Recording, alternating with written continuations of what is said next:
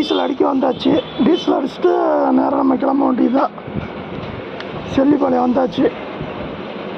அது இல்லை உள்ளே போக மாட்டுக்கு எல்லாம் அந்த பக்கம் தொட்டியை உடச்சாச்சு. இப்போ இதை மூடியை ஓப்பன் பண்ணிகிட்ருக்குறான்.